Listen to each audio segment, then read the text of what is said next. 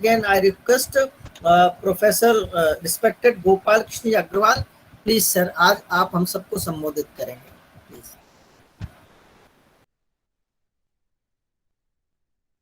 हाँ, मेरी आवाज आ रही है ठीक से? भाई सर जी। हाँ, आवाज ठीक से आ रही है जी। हाँ, नमस्कार सभी वरिष्ठ बंधुओं को जो आज इस महत्वपूर्ण कार्यक्रम में अपना समय निकाल के एज ए स्पीकर या सुनने के लिए आए हैं, उनका सबका अभिनंदन है। यह जो social science and management welfare association के द्वारा यूथ इकोनॉमिक एसोसिएशन के सहयोग से जो कार्यक्रम आज आयोजित किया जा रहा है, government policy and programs for socio economic development, उसके लिए मैं उनका अभिनंदन करना चाहता हूं। यह मेरा दूसरा कार्यक्रम है, पिछला इकोनॉमिक पॉलिसीज पे था, बहुत अच्छा कार्यक्रम था और मुझे लगता है कि आज भी उसी तरह पूरे दिन विभिन्न वक्ताओं को हम सुनेंगे। बहुत अभी संक्षिप्त में परिचय में बताया भी कि गवर्नमेंट पॉलिसीज, स्टेट सेंटर की मेजर पॉलिसीज के बारे में यहाँ चर्चा हुई है। मैं कुछ बातें, क्योंकि मैं अभी जुड़ा हूँ तो मुझे पता नहीं, कुछ रिपीटिशन थोड़ा हो सकता है, लेकिन मैं कोशिश करूँगा कि बेसिक फिलॉसफी जो है मोदी सरकार की केंद्र में, क्योंकि मैं आर्थिक विषय के साथ पार्टी के साथ जुड़ा हुआ हूं और वित्त मंत्रालय के साथ भी बहुत सारे पॉलिसी इंटरवेंशन के लिए पार्टी की तरफ से हम काम करते हैं। तो बेसिक फिलॉसफी क्या है वह थोड़ी सी जानकारी मैं आप सबके सामने रखूंगा और अगर उसके बाद अगर कुछ क्वेश्चन आंसर महत्वपूर्ण हुए तो हम वो भी ले सकते हैं। सबसे बड़ी बात जो मैं यहाँ पे कहना चाहता हूँ कि जब हमारी सरकार 2014 में आई थी तो ऐसा नहीं था कि देश ने स्वतंत्रता के बाद आर्थिक रूप में प्रगति ना की हो। इकोनॉमिक डेवलपमेंट, जीडीपी ग्रोथ सब कुछ हुआ, लेकिन एक बड़ी समस्या जो सामने आई उस वक्त जब हमारी सरकार आई, वो यह था कि एक बहुत बड़ा सेगमेंट था वह एक्सक्लूड हो गया था। वह उस आर्थिक प्रगति में उसकी भागीदारी पूरी तरह से सुनिश्चित नहीं हो पाई थी। कुछ टारगेटेड ग्रुप्स थे जो कि फाइनेंशियल इंक्लूजन या वेरियस इंक्लूजन से दूर हो गए थे और कंसंट्रेशन ऑफ वेल्थ यह काफी ज्यादा हो गया था। 2016 की एक रिपोर्ट को मैं यहाँ पे उद्धृत करूंगा। जो रिपोर्ट थी उसमें एक बहुत बड़ी बात सामने आई थी कि लगभग जो 97% जो पॉपुलेशन है उसकी जो टोटल ग्रॉस वेल्थ है वो $10,000 से भी नेटवर्थ से कम थी, यानी 7 लाख रुपए से भी कम 2016 में आकी गई थी। और जो 58% ऑफ द वेल्थ थी वह कॉन्सेंट्रेटेड थी मात्र 1% के लोगों में। तो सबसे बड़ी चिंता ये आ रही थी कि वो जो कॉन्सेंट्रेशन ऑफ वेल्थ है उसको कैसे टैकल किया जाए। इकोनॉमिक ग्रोथ में वेरियस सेगमेंट्स हैं उनका पर्टिकुलरली कैसे समावेश हो, यह बड़ी महत्वपूर्ण बात थी। और उसमें दो सेगमेंट्स बहुत ज्यादा सरकार के ध्यान में आ रहे थे, वह थे एक विमेन एम्पावरमेंट, महिलाओं का सशक्तिकरण होना बहुत आवश्यक है, और गरीब जो जिसको bottom of the strata pyramid कहते हैं उन लोगों का फाइनेंशियल इंक्लूजन की बात सरकार के ध्यान में आई थी कि वह लोग की आवश्यकता बहुत जरूरी है। तीसरी बात जो सामने आई थी कि जो युवा वर्ग है हमारे देश का वह बहुत ज्यादा नौकरी पे ढूंढने में ज्यादा उसका समय और एनर्जी लग जाती है। सो एंटरप्रेन्योरशिप और सेल्फ एम्प्लॉयमेंट यह ज्यादा से ज्यादा उसके लिए प्रयास करना सरकार के लिए जरूरी है। और चौथी बात जो लग रही थी इकोनॉमिक डेवलपमेंट में या सोशियो इकोनॉमिक डेवलपमेंट के फैक्टर्स को लेकर, वो ईज ऑफ लिविंग, कैसे समाज के हर वर्ग को का जो डे टू डे जीवन है, डेली रूटीन है, वह कैसे अच्छा रहे। तो ईज ऑफ लिविंग में सरकार का फोकस था। और पांचवा फोकस था ईज ऑफ बिजनेस। तो ये 5 आइडेंटिफाई करके सरकार ने वेरियस स्कीम्स बनाई। पहला, महिला सशक्तिकरण। दूसरा, युवाओं का एंटरप्रेन्योरशिप और स्किल डेवलपमेंट। तीसरा, financial inclusion of the people who are economically weaker section of the society. पांचवा, ईज ऑफ डूइंग बिजनेस। यह सरकार के पास इस तरह की पॉलिसीज में एक सोशियो इकोनॉमिक डेवलपमेंट में थॉट प्रोसेस था। दूसरी बात मैं आपके सामने यहाँ पे रखना चाहूंगा, वह यह था कि सरकार के पास बहुत सारी स्कीम्स थी, बहुत सारे अलग अलग प्रदेश के, केंद्र सरकार के सब स्कीम्स सरकार के हैं, लेकिन उन चीजों की इम्प्लीमेंटेशंस में काफी प्रॉब्लम्स थी। अभी तक जो एक बहुत बड़ा बदलाव हमारी सरकार ने किया था इसके लिए, वह था कि पिछली सरकारें पुल मॉडल पे काम करती थी। यानी सरकार की कोई जन कल्याणकारी योजना है, प्रदेश की, केंद्र की, वह सारी योजनाएं हैं, उन्होंने उसको घोषणा कर दी उन योजनाओं को। अब जो उस योजनाओं के लिए एलिजिबल हैं, जैसे राशन की बात है, या मनरेगा की बात है, या शौचालय बनाने की बात है, ऐसी जो स्कीम्स हैं उसमें सरकार ने, प्रदेश सरकार ने, केंद्र सरकार ने योजनाओं का घोषणा कर दी। अब जो भी एलिजिबल है, पहले तो अपनी एलिजिबिलिटी को वो ढूंढे, उसके बाद वो एलिजिबल हो तो वह सरकारी दफ्तर, ऑफिसर्स के चक्कर लगाए कि मेरे ये डॉक्यूमेंट पूरे कर दो, वो कर दो, और उसके बाद वह उसका लाभ ले सकता था। इसको कहते थे पुल मॉडल। हमने एक बड़ा बदलाव ये किया मोदी जी के नेतृत्व में, मोदी जी ने, कि हमने पूरी वर्किंग को पुश मॉडल के ऊपर डेवलप किया, और उसमें 112 एस्पिरेशनल डिस्ट्रिक्ट जो थे उनको आइडेंटिफाई किया अक्रॉस इंडिया। ये 112 एस्पिरेशनल डिस्ट्रिक्ट वो थे जहां पे आर्थिक रूप से उनको पिछड़ा माना गया, और आर्थिक रूप से कहीं ना कहीं मेन फ्रेम में उनका इन्वॉल्वमेंट कम था। तो ऐसे एस्पिरेशनल डिस्ट्रिक्ट जो थे उनको आइडेंटिफाई करके वहां के डिस्ट्रिक्ट मजिस्ट्रेट कलेक्टर्स को रिस्पॉन्सिबिलिटी दी कि 7 महत्वपूर्ण योजनाएं, जैसे कि मुझे पता नहीं वो योजनाएं यहाँ पे बोली होंगी क्योंकि मैं उस पर ज्यादा नहीं बोलूंगा, जैसे जनधन अकाउंट है, आधार मोबाइल और जनधन अकाउंट का जैम का है, स्वच्छ भारत मिशन में शौचालय का निर्माण है, प्रधानमंत्री आवास योजनाओं में 2.5 लाख रुपए में गरीबों को आवास की योजना है, फिर जो अटल पेंशन स्कीम है, प्रधानमंत्री जीवन ज्योति स्कीम है जो 12 रुपए में जीवन सुरक्षा देती है, प्रधानमंत्री स्वास्थ्य योजना है, 365 रुपए में हेल्थ इंश्योरेंस है, फिर किसान जो इंश्योरेंस का था, किसान फसल बीमा योजना है।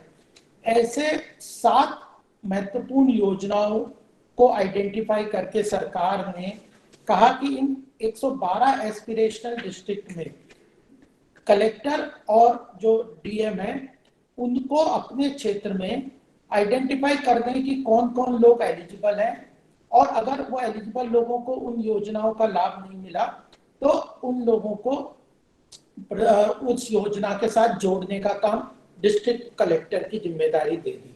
तो इसको हमने मेनली कहा, एक तो एस्पिरेशनल डिस्ट्रिक्ट्स को आइडेंटिफाई करना, दूसरा कलेक्टर को जिम्मेदारी देना कि एलिजिबल लोगों को ढूंढना और उनको योजनाओं के साथ जोड़ना।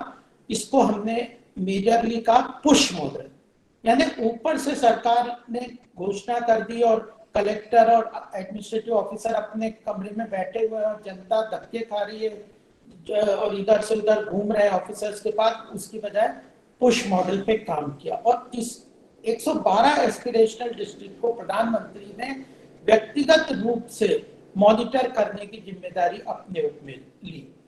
तो जो 5 मैंने इशू महत्वपूर्ण बताए थे जिन पे आइडेंटिफाई करके सरकार ने बहुत सारी योजनाओं को समावेश करके पुश मॉडल पे एस्पिरेशनल डिस्ट्रिक्ट के साथ काम किया।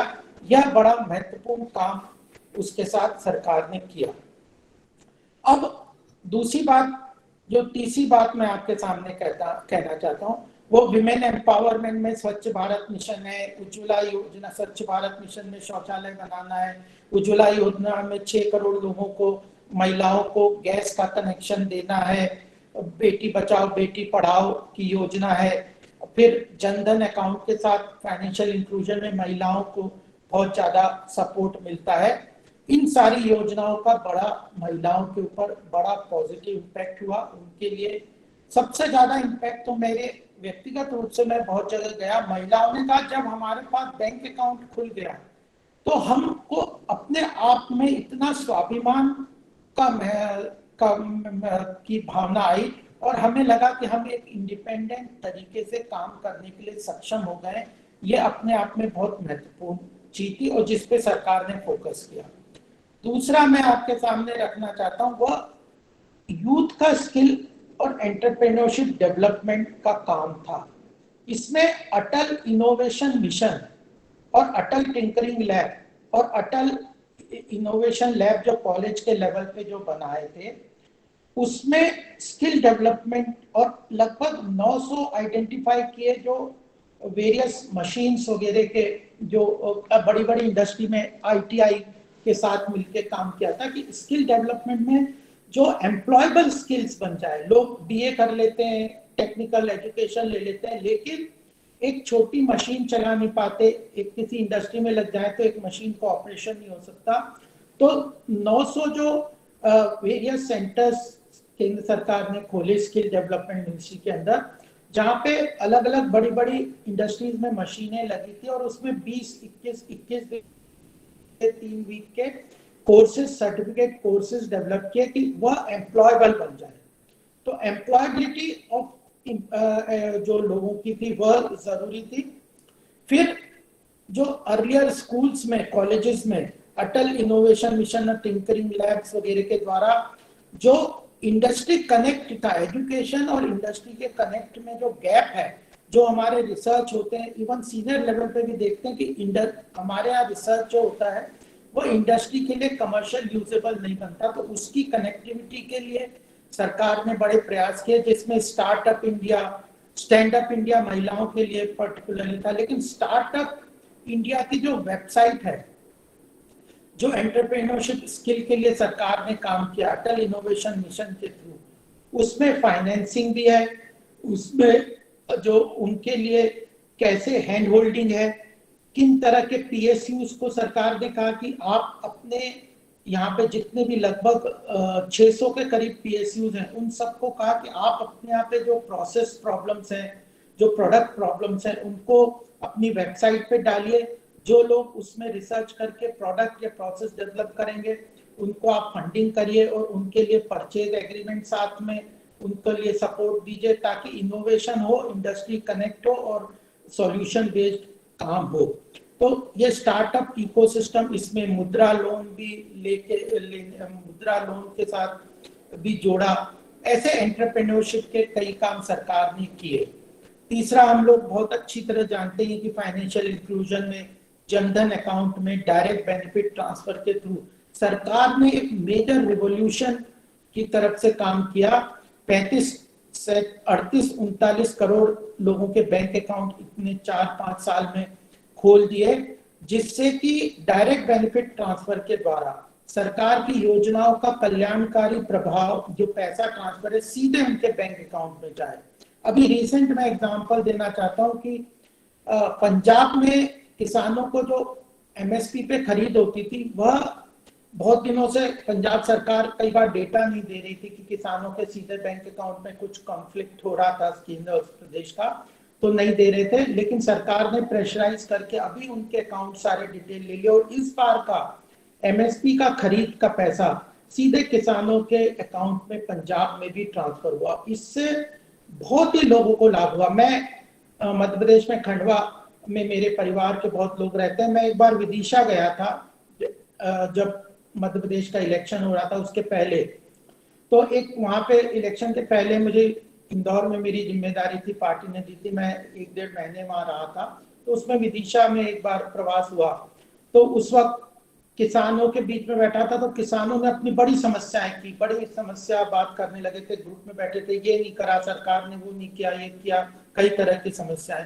तो मैंने उनसे कहा कि अच्छा सरकार ने कोई तो अच्छा काम किया होगा, तो आप 1-2 मुझे अच्छे काम बता दीजिए। तो उन्होंने मुझे कहा कि यह जो बैंक अकाउंट खुले हैं और इसमें जो फसल बीमा का पैसा है या जो एमएसपी का पैसा है या जो खरीद का पैसा है वो सीधा जो हमारे अकाउंट में आ रहा है, जिसके लिए हमें इतने चक्कर काटने पड़ते थे और जिसमें भ्रष्टाचार बीच में संलिप्त हो जाता था पदाधिकारियों का, या डायरेक्ट बेनिफिट ट्रांसफर से हमें बहुत फायदा हुआ। और ये अक्रॉस द सेगमेंट है। सरकार की बहुत सारी सब्सिडीज की स्कीम्स है और ह्यूज सब्सिडी केंद्र सरकार की जाती है, चाहे गैस की ले लो, चाहे वेरियस और सब्सिडीज हैं, फर्टिलाइजर सब्सिडी है, उन तरह के जो फसल बीमा योजना के पैसे, ये सब डायरेक्ट बेनिफिट ट्रांसफर में सरकार ने युवाओं को भी जोड़ा। तो यह बैंक अकाउंट खोलना उनके डायरेक्ट बेनिफिट ट्रांसफर के थ्रू उनके अकाउंट में सीधा बिना किसी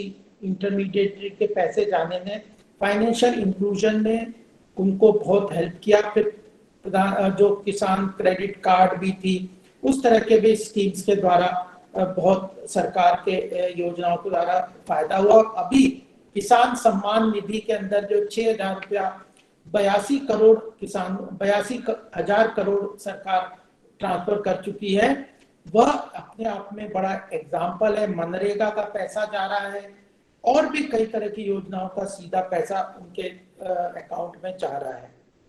चौथी बात मैं सोशो इकोनॉमिक डेवलपमेंट में महत्वपूर्ण बात कहना चाहता हूँ, वह है ईज ऑफ लिविंग। हमारे यहाँ पे जो इंफ्रास्ट्रक्चर डेवलपमेंट था वह काफी पुअर था, खासकर ग्रामीण क्षेत्रों में। तो प्रधानमंत्री जो ग्रामीण सड़क योजना है, इसने ट्रिमेंडस डिफरेंस किया है। ग्रामीण लोगों को, जिसको कहते हैं फार्म टू फोर्क, यानी किसान के पैदावार से लेके उसको कनेक्ट करते हुए सीधे जो है वह कंज्यूमर तक उनका खाद्यान्न सीधा पहुंच सके, इसको लिंक करने के लिए ग्रामीण सड़क योजना बहुत महत्वपूर्ण है। मैं नोएडा रहता हूं, यहाँ पे ग्रामीण क्षेत्र में दूध का प्रोडक्शन बहुत होता है। 3 लाख लीटर का दूध डेली प्रोडक्शन गौतम बुद्ध नगर के आसपास के क्षेत्र में होता है। उन्होंने बताया कि ग्रामीण सड़क योजना में दूध को फास्ट ट्रांसपोर्टेशन बहुत जरूरी होती है। मेजर चेंजेस आ गए कि उनको शहर में बेचना बहुत आसान हो गया और पहले जो उन्हें दूध का मात्र 25-26 रुपए की रिकवरी होती थी पर लीटर की, वह शहरों में बेचने के कारण 38 से 40 रुपए वो सीधे पहुंच सकते थे। पहले बिचौलियों को देना पड़ता था, वह 25-26 रुपए में ग्रामीण क्षेत्र से खरीदते थे, शहरों में 45 से 50 रुपए में बेचते थे। बीच का पैसा किसानों को नहीं मिलता था, दूध उत्पादक लोगों को, वह उनको 38 से 40 रुपए के बीच में मिलने लग गया, क्योंकि उन्होंने अपना पैसा ट्रांसफर करने, वो अपना दूध ट्रांसफर करने का ग्रामीण सड़क योजना में के अंतर्गत उन्होंने कहा।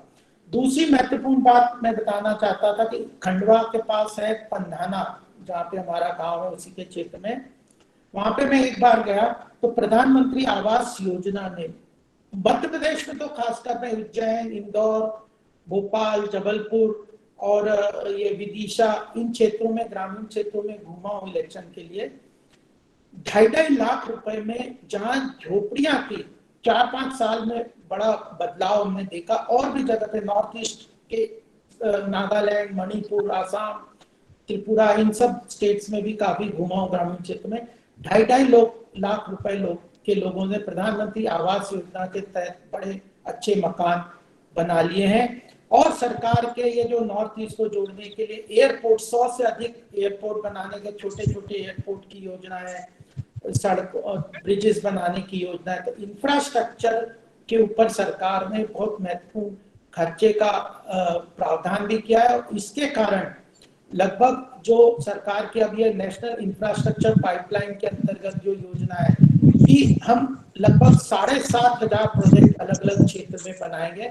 तो ईज ऑफ लिविंग तो होएगा ही, रोड से रेलवेज के फ्रेट कॉरिडोर बनने हैं, ब्रिजेस बनने हैं, नेशनल हाईवे बनने हैं, एयरपोर्ट्स बनने, इस मकान बनने, पावर सेक्टर के ग्रिड का रिनोवेशन होना है। इन सबसे ईज ऑफ लिविंग तो एक साथ तरीके से लोगों को होएगा ही, साथ में जो ह्यूज एक्सपेंडिचर सरकार का इंफ्रास्ट्रक्चर पे होता है, तो इंडस्ट्री के लिए रिवाइवल के लिए बहुत अच्छा काम कर रहे हैं, क्योंकि कंस्ट्रक्शन इंडस्ट्री बहुत बड़ी एम्प्लॉयमेंट करती है। कंस्ट्रक्शन इंडस्ट्री, सीमेंट, स्टील, यह सारा कंजम्पशन सरकार का बहुत बढ़ गया। लगभग 36% का कंजम्पशन सरकार ने पीछे 2-3 साल में अपना इंक्रीज किया है, और वह इंफ्रास्ट्रक्चर में पैसा लगाया है। 38 किलोमीटर पर डे का नेशनल हाईवे बन रहा है। ग्रामीण सड़क योजना में 145 किलोमीटर पर डे के हिसाब से सड़कें बन रही है। तो उससे इंडस्ट्री को भी फायदा हो रहा है, एम्प्लॉयमेंट भी जनरेट हो रहा है, और रिवाइवल भी हो रहा है, और ईज ऑफ लिविंग में बहुत अच्छा काम हो रहा है। और लास्ट इसमें जो पांचवा मैं बात कहना चाहता हूँ, ईज ऑफ डूइंग बिजनेस में सरकार ने बहुत ज्यादा फोकस किया। और ईज ऑफ डूइंग बिजनेस में एक महत्वपूर्ण बात यह आती है कि करप्शन ने इस देश की, जो मैं आपको बता रहा था, कॉन्सेंट्रेशन ऑफ वेल्थ जो हो रही थी, वह करप्शन उसमें एक बहुत बड़ा उसका कारण था। और जब राजीव गांधी जी का फेमस स्टेटमेंट था कि अगर 1 रुपया खर्च करते तो 15 पैसे ही आखिर व्यक्ति तक पहुंचता था। एक तो डायरेक्ट बेनिफिट ट्रांसफर के थ्रू सरकार ने फाइनेंशियल इंक्लूजन और सोशल वेलफेयर स्कीम में टारगेटेड डिलीवरी के साथ बड़ा अच्छा इम्पैक्टफुल काम किया, जिसके कारण जस्ट एक फिगर में बताना चाहता हूं कि ये जो वेरियस 7 स्कीम थी, 2019 हमने दूसरा जो इलेक्शन लड़ा 2019 में, उसके पहले लगभग इन 7 योजनाओं में 22 करोड़ लोगों को किसी न किसी स्कीम से उसको फायदा हुआ था।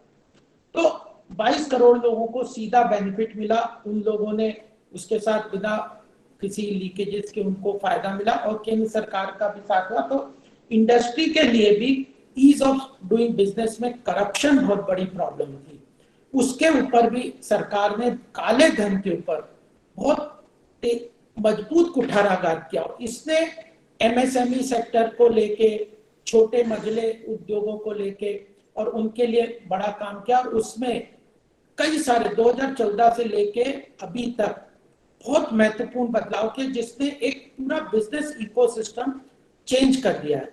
सारी बातें तो वक्त नहीं है इसलिए मैं नहीं बता सकता, लेकिन कुछ चीजें जिसने ब्लैक मनी पे, करप्शन पे बहुत बड़ा कुठाराघात किया है, वह है फ्यूगिटिव ऑफेंडर्स बिल। एक महत्वपूर्ण दिया, जो थे लोग बड़े बड़े इंडस्ट्रियलिस्ट या पैसे बैंकों का लेके भाग जाते थे और वो ट्रांसफर कर देते थे, अलग अलग कंपनियां बना लेते थे, और उस जिस कंपनी में लोन लिया था उससे फंड ट्रांसफर कर देते थे। एसेट दूसरी कंपनी में होते थे, लोन दूसरी में। तो सरकार ने फ्यूगिटिव ऑफेंडर बिल बनाया, जिसके कारण अगर विदेश में भाग गए या कहीं चले गए तो उनकी प्रॉपर्टी को कन्फिस्केट, उनकी अलग अलग कंपनियों को, कॉर्पोरेट वेल को हटा के उनकी फैमिली की कंपनियों को उनसे कॉन्फिस्केट करके पैसा बैंकों का रिकवर कर लेंगे। बेनामी प्रॉपर्टी एक्ट को इम्प्लीमेंट किया, 27 साल पहले वो पार्लियामेंट में पास हुआ था, लेकिन उसको नोटिफाई नहीं किया गया था। 2016 में उसको नोटिफाई किया गया। उसमें भी जो बेनामी प्रॉपर्टीज है, अलग किसी अपने ड्राइवर के नाम पे, किसी रिश्तेदार के नाम पे प्रॉपर्टीज खड़ी कर ली थी कॉर्पोरेट, उनको कॉन्फिस्केट करने का काम किया। इंसॉल्वेंसी कोड को इम्प्लीमेंट किया, जो एनपीए के प्रॉब्लम को सॉर्ट आउट करता है। और रियल एस्टेट में, वहां पे पता नहीं जबलपुर में प्रॉब्लम हो कि नहीं, नोएडा वगैरह में देखा था कि प्रोजेक्ट के लिए हाउसिंग, मल्टी स्टोरी बिल्डिंग्स वगैरह जो हाउसिंग प्रोजेक्ट्स हैं, उसमें रेरा का implementation, real estate regulatory authority को इम्प्लीमेंट करके जो प्रमोटर्स हाउस ओनर्स को बहुत बुरी तरह से तकलीफ देते थे, उनके लिए रेरा एक्ट को इम्प्लीमेंट किया। और ईज ऑफ डूइंग बिजनेस में जीएसटी का बहुत महत्वपूर्ण रोल है। ट्रांसपेरेंट रूप में ऑनलाइन कंप्लायंस के लिए अभी कुछ प्रॉब्लम जरूर है, धीरे धीरे हम लोग उसको सॉर्ट आउट कर रहे हैं, लेकिन जब टेक्नोलॉजी ड्रिवन सॉल्यूशन जीएसटी का पूरी तरह इंप्लीमेंट हो जाएगा तो फिजिकल इंटरवेंशन टैक्स अथॉरिटीज से बिल्कुल खत्म हो जाएगा। और वर्चुअल असेसमेंट में तो असेसिंग ऑफिसर को ये तक नहीं पता चलेगा कि किसका वो असेसमेंट कर रहा है, और असेसी को पता नहीं चलेगा कि मेरा केस किसके पास है। तो करप्शन पूरी तरह से खत्म हो जाएगा। तो करप्शन को ईज ऑफ डूइंग बिजनेस के अंदर भी फोकस करके सरकार ने बड़ा महत्वपूर्ण काम किया। और लास्ट पॉइंट में जो आपके सामने कहना चाहता हूँ, स्मार्ट सिटी और ऐसे सारे बहुत सारे प्रोजेक्ट तो लेके आए थे जो सरकार की बेसिक फिलॉसफी थी। ये बात आपको जरूर समझना चाहिए, क्या हम लोगों ने किया, मोदी जी ने क्या बदलाव किया। कई लोग कहते हैं कि वही तो स्कीम्स है, उन्हीं चीजों को तो आप इम्प्लीमेंट करते हैं, लेकिन उसकी इम्प्लीमेंटेशन में बहुत बड़ा बदलाव किया कि किसी भी प्रॉब्लम को आइडेंटिफाई किए, जैसे लीकेजेस था या करप्शन का था। ऐसे कुछ एग्जांपल मैं बता सकता हूँ, लेकिन आपको एक ही से समझ आ जाएगा। ऐसे प्रॉब्लम्स को आइडेंटिफाई किया, उसके बाद उसके टेक्निकल सॉल्यूशंस को ढूंढा, क्योंकि आर्टिफिशियल इंटेलिजेंस, डिजिटल इंडिया, इस सब के अंदर हमारे आईटी सेक्टर, हार्डवेयर के अंदर हमारे यहाँ बहुत सारे सर्विसेज में बहुत सारे रिसोर्सेज हैं और हमने ग्लोबली बहुत अच्छा परफॉर्म किया है। उन चीजों को, टेक्निकल सॉल्यूशंस को आइडेंटिफाई करके उनका टेक्निकल सॉल्यूशन आइडेंटिफाई किया। फिर जो स्टेक होल्डर्स हैं, जो भी स्टेक होल्डर्स हैं, जैसे गवर्नमेंट ऑफिसर है, यूजर हैं, इम्प्लीमेंटेशन की एजेंसीज हैं, उन स्टेक होल्डर्स को उस टेक्नोलॉजिकल सॉल्यूशंस के साथ इंटीग्रेट किया ताकि एक प्लेटफॉर्म पे वो आ जाएं। और उसके साथ उसके बाद क्या किया कि परफॉर्मेंस मैट्रिक्स बनाया। अगर 7.5 करोड़ लक्ष्य बनाया कि शौचालय बनाने हैं, तो नंबर्स का लक्ष्य दिया। 6 करोड़ लोगों को उज्ज्वला गैस कनेक्शन देना है, 35 करोड़ बैंक अकाउंट खोलना है। तो targeted matrix of performance create किए और उसको प्रधानमंत्री ने खुद मॉनिटर करने का जिम्मा अपने ऊपर लिया। तो यह जो identify a problem, find a technical solution for it, then integrate all the stakeholders, जो भी उसको implement करेंगे, बेनिफिशियरी है, जो भी अलग अलग जो डिपार्टमेंट है, उनको उसके साथ इंटीग्रेट करा उस प्लेटफॉर्म से। उसके बाद परफॉर्मेंस मैट्रिक्स बनाया और मॉनिटर करके इसके कारण सक्षम रूप से सरकार अच्छी तरह से अपनी चीजों को लागू करने में सक्षम रही। और अब आने वाले समय में एक महत्वपूर्ण योजना जिस पे मैं खुद भी काफी हम लोग काम कर रहे हैं, वह है हर घर जल, जल जीवन मिशन के अंतर्गत 2019 में मात्र 2 करोड़ लोगों के घर में पानी का कनेक्शन था। 2 साल में सरकार ने 3 करोड़ घरों में टैप्ड वाटर का कनेक्शन पहुंचा दिया है। 2024 तक 19 करोड़ पूरे देश में हाउस होल्डर्स हैं, घर हैं, मकान हैं। सरकार का लक्ष्य है कि 19 करोड़ घरों तक 2024 में नल के द्वारा हम पानी पहुंचा देंगे। और इसके लिए बजट पे प्रावधान भी किया है, सरकार भी काम कर रही है, एनजीओ भी काम कर रहे हैं, हम लोग कई तरीके के काम कर रहे हैं, जिसमें कंजर्वेशन ऑफ वाटर बॉडीज है, लोकल एरियाज में जो वाटर बॉडीज है उसको रिवाइव करा जाए कार सेवा के द्वारा, जल से पानी का, नदियों का साफ स्वच्छ जल नदियां रहे, सीवेज का ट्रीटमेंट का काम हो, ताकि घर तक पानी अगर पहुंच जाएगा तो अगर स्वच्छ जल, पीने योग्य जल अगर हमारा संविधान जैसे कहता है वह पहुंच जाएगा तो यह बहुत गरीब तबके के लिए बहुत महत्वपूर्ण फायदा होगा। एक तो क्या होता है कि घरों में महिलाएं, बच्चे बहुत समय उनका आसपास के दूर दूर जगह से पानी लाने में समय लग जाता है, पानी की क्वालिटी सही नहीं होती तो हेल्थ उनकी खराब हो जाती है, पढ़ाई छूट जाती है और कई तरह के क्लीनलीनेस वगैरह के अभाव हो जाते हैं।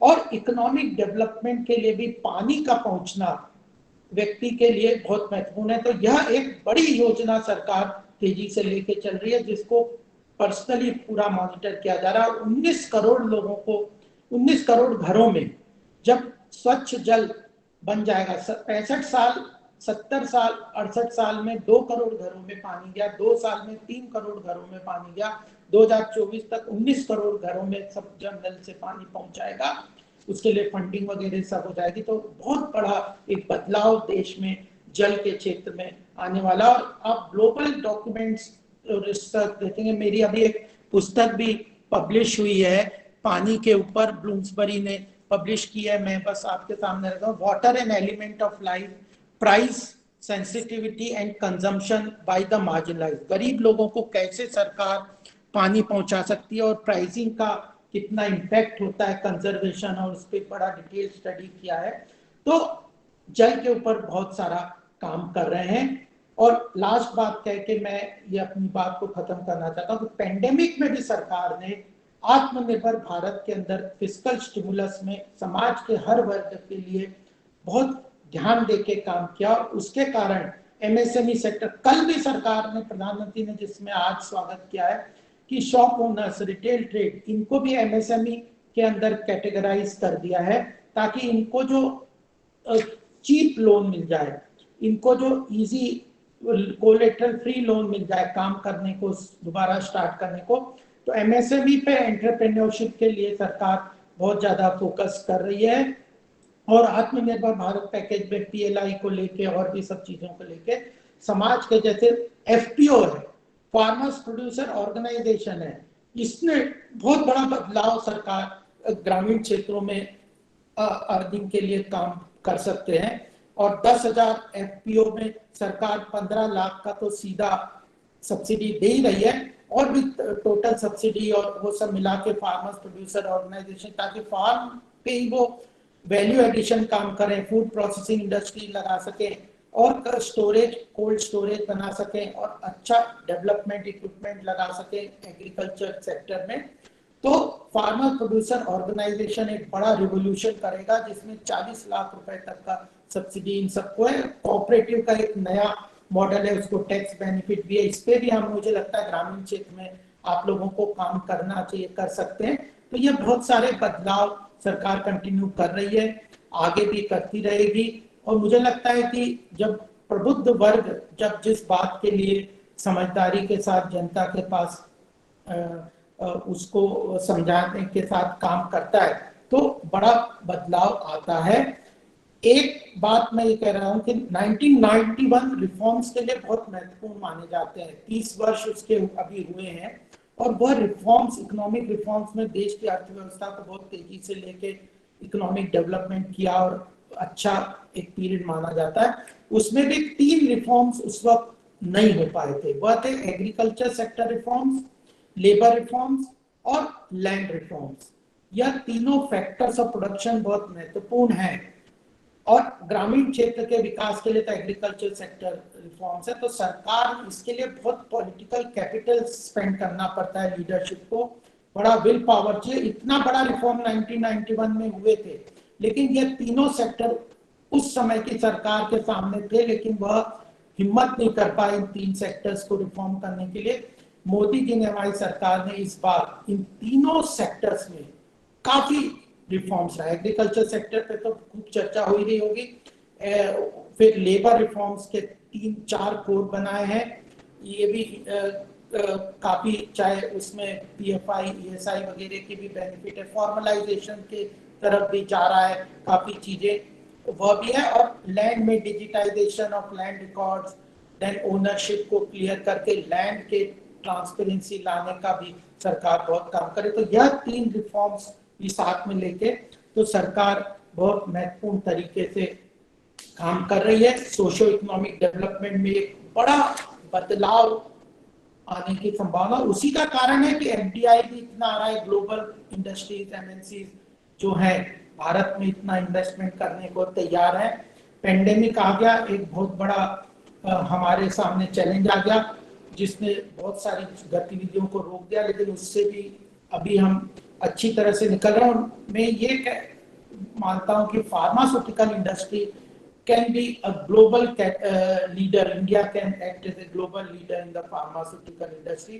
Vaccination की वर्ल्ड की 60% कैपेसिटी हमारे पास है, मैन्युफैक्चरिंग की हमारे पास अपना पेटेंटेड कोवैक्सीन है, जो कि ग्लोबल पेटेंट की हमें ज़रूरत नहीं है, तो हम ओपन लाइसेंसिंग और कंपलसरी लाइसेंसिंग के थ्रू ग्लोबल वैक्सीनेशन की इंडस्ट्रीज रिक्वायरमेंट को मीट आउट कर सकेंगे। हेल्थ इंफ्रास्ट्रक्चर में सरकार को ध्यान में आया है कि बहुत खर्चा करना है, जिसमें आयुष्मान भारत जैसी स्कीम्स को तो सरकार लेके आई है, लेकिन हेल्थ इंफ्रास्ट्रक्चर के ऊपर और एजुकेशन पे सरकार जरूर अपना बजट काफी बढ़ाएगी, बढ़ा भी रही है। और ये जो आत्मनिर्भर भारत है, यह इस बार का जो रिफॉर्मिस्ट बहुत बड़ा बजट था, उसका पूरा इम्प्लीमेंटेशन का इम्पैक्ट अभी टाइम लैग है, वह आएगा तो देश के अर्थव्यवस्था में और देश के आम जनता के लिए बहुत बड़ा बदलाव आएगा। और एक सोशल स्टॉक एक्सचेंज भी सरकार बना रही है, जो छोटे छोटे ग्रामीण क्षेत्रों में या जो यंग एजुकेटेड लोग हैं जो कि समाज के लिए भी काम करना चाहते हैं बट उनको आजीविका के लिए भी पैसा चाहिए, तो उनके लिए एनजीओज के फॉर्मेट में सोशल एंटरप्रेन्योरशिप डेवलपमेंट के लिए सरकार हम लोग एक सोशल स्टॉक एक्सचेंज की स्कीम्स लेके आ रहे हैं, चाहे क्राउड फंडिंग की बात हो जिसमें कि वह लोग उनके पास आजीविका भी चले और समाज में अपना इंटेलेक्ट और एजुकेशन यूज करके वो समाज में बड़ा बदलाव ला सकते हैं, तो वह इनिशिएटिव भी साथ में ले जाएं। तो मैं बधाई देना चाहता हूं जो आज का यह कार्यक्रम ऑर्गेनाइज किया, और आप लोग ये जो social science and management welfare association का बड़ा आभार है कि यूथ इकोनॉमिक डेवलपमेंट के इश्यूज को आप लेते हैं। युवाओं को यह बात जरूर कहनी पड़ेगी कि नौकरियों के पीछे भागना छोड़ दें। विश्व की कोई भी सरकारें अगर 2 करोड़ लोगों को हर वर्ष नौकरी देने की संभावना पे काम नहीं कर सकती। हमें सोशल एंटरप्रेन्योरशिप, सेल्फ एम्प्लॉयमेंट जैसी में फोकस करना चाहिए। एंड उसके लिए सरकार ने बड़ा अच्छी स्कीम्स बनाई है। उसमें अगर हम लोग आउटरीच करके मिनिस्ट्रीज की वेबसाइट्स को देख के करेंगे तो अपना भी विकास कर लेंगे, अपने परिवार का करेंगे, अपने क्षेत्र का करेंगे और समाज में हम बदलाव भी ला सकते हैं। मुझे तो बहुत आशान्वित हूँ कि वर्तमान की लीडरशिप जो है प्रदेश में, अपने मध्य प्रदेश में, मैं तो इनको देखता हूँ शिवराज चौहान जी को, कि जिस तरह से युवा समय से वो काम करते हैं, जितने एंटरप्राइजिंग तरीके से काम करते हैं। केंद्र में मोदी जी इतना दिन रात मेहनत करते हैं। मैं यूपी में रहता हूँ तो योगी जी को मैं देखता हूँ, तो एक तरीके से जज्बा है, विल पावर है, कमिटमेंट है, उसको काम करने में बड़ा बदलाव लाने की तरफ रास्ता जा रहा है और हम सबके साथ देने से यह मोमेंटम काफी तेज हो जाएगा। इसके साथ मैं अपनी वाणी को यहाँ विराम दूंगा और आपको बहुत बहुत आप सबका अभिनंदन कि मुझे अपनी बात रखने का मौका दिया और मुझे आप लोगों ने, इतने वरिष्ठ लोग हैं, कई वाइस चांसलर्स हैं, कई इग्नू में रजिस्ट्रार हैं, पूरे प्रोफेसर्स हैं, रिसर्चर्स हैं, वह लोग बड़ा महत्वपूर्ण काम कर रहे हैं। और मैं एक ही बात कहूंगा, जो रिसर्चर्स हैं, पानी के क्षेत्र में बहुत काम करने का स्कोप है। इस वक्त 4 लाख करोड़ का तो सरकार ने केंद्र में बजट बनाया। आने वाले 4-5 साल में इस क्षेत्र में हमें बहुत रिसर्च की जरूरत है। बहुत सारा कंट्रीब्यूशन पॉलिसी लेवल पे कर सकते हैं, इम्प्लीमेंटेशन लेवल पे कर सकते हैं, कंजर्वेशन के लिए कर सकते हैं, एनजीओज के लिए बहुत स्कोप है। तो इस क्षेत्र में अगर हम अपनी स्किल्स डेवलप करेंगे तो सरकार की बहुत सारी स्कीम से हम लोग आपस में जुड़ पाएंगे। Thank you. बहुत बहुत धन्यवाद भाई साहब कि आपने बड़ा ही माइक्रो लेवल से लेकर अपर लेवल तक का विषय रखा। तो सबसे बड़ी बात जो हमारी सरकार ने 2024 तक 19 करोड़ लोगों तक पानी पहुंचाने की बात है, मुझे लगता है ये बहुत ही महत्वपूर्ण विषय है। इसके माध्यम से स्वास्थ्य में भी बहुत असर होगा, क्योंकि कहीं ना कहीं अगर स्वास्थ्य में कुछ समस्या आ रही तो उसमें पानी की भूमिका एक है। इसलिए अच्छा पानी, साफ पानी तब सब तक पहुंचे और 2024 तक जो लक्ष्य है 19 करोड़ लोगों तक घर घर पानी पहुंचाने का, आपने वुमेन एम्पावरमेंट की बात की। निश्चित रूप से हमारी सरकार, वर्तमान सरकार, महिला के एजुकेशन से लेके, महिला के स्वास्थ्य से लेके, एसएचजी के माध्यम से, सेल्फ हेल्प ग्रुप्स के माध्यम से जो उनको एम्प्लॉयमेंट मिला है। आप देखिए कोविड काल में भी महिला समूह के द्वारा जिस तरीके से मास्क बनाया गया, ग्रामीण क्षेत्र में जिस तरीके से भोजन के पैकेट बना के उपलब्ध कराया गया, ये बहुत ही महत्वपूर्ण हमारे लिए था। आज़ादी के बाद ही ट्राइबल लोगों के पास, एसटी एससी वर्ग के पास मकान नहीं था, तो ये जो प्रधानमंत्री आवास योजना ने बहुत ही महत्वपूर्ण इसमें भूमिका निभाई है। आज गरीब आदमी का भी अपना मकान है, और केवल पूरे भारत में ये तेजी से प्रगति हुआ, और केवल पीएम आवास में केवल उनका आवास नहीं बना है, उनको रोजगार भी प्राप्त हुआ है, इंफ्रास्ट्रक्चर डेवलपमेंट की भी बात हुई है। और जो फाइनेंशियल इंक्लूजन, आजादी के बाद लोगों के पास अपना अकाउंट नहीं था, उनका अकाउंट हुआ। अनऑर्गेनाइज सेक्टर में जो लोग काम करते थे उनको दुर्घटना बीमा मिली, अटल पेंशन योजना मिली। और सबसे महत्वपूर्ण आत्मनिर्भर भारत। जब तक आत्मनिर्भर भारत नहीं होगा, लोगों के पास रोजगार नहीं होगा, लोग अपने पैरों पे नहीं खड़े होंगे, भारत भी आर्थिक महाशक्ति नहीं बनेगा। लेकिन हमारी सरकार इस ओर लगातार अग्रसर है। 24 आवर्स हमारी सर्विसेज हैं। हम अंतिम व्यक्ति तक अपनी योजनाओं के माध्यम से पहुंच रहे हैं। ऐसा आशा और विश्वास आपने हम सबके सामने विषय रखा है। निश्चित रूप से हमारे स्कॉलर्स जो हमारी सरकार की योजनाओं उस पर शोध करेंगे, उसके फाइंडिंग्स, उसके पॉजिटिव समाज के सामने आएंगे। और सबसे महत्वपूर्ण एक ही योजना है, कहीं ना कहीं इम्प्लीमेंटेशन में जो प्रॉब्लम आती है।